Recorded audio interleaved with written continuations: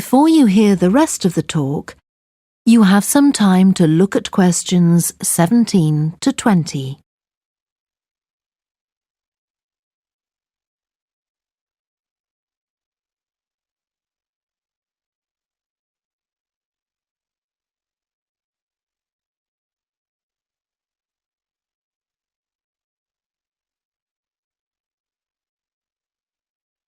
Now listen and answer questions 17 to 20. Now, a word about the layout of the building. The auditorium, stage and dressing rooms for the actors are all below ground level. Here on the ground floor, we have most of the rooms that the public doesn't see.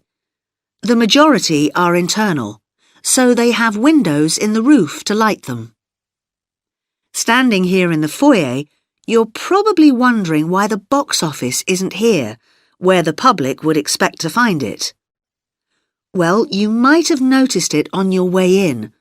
Although it's part of this building, it's next door, with a separate entrance from the road. For the theatre manager's office, you go across the foyer and through the double doors. Turn right, and it's the room at the end of the corridor, with the door on the left. The lighting box is where the computerized stage lighting is operated, and it's at the back of the building. When you're through the double doors, turn left, turn right at the water cooler, and right again at the end. It's the second room along that corridor. The lighting box has a window into the auditorium, which of course is below us. The artistic director's office is through the double doors, turn right, and it's the first room you come to on the right-hand side.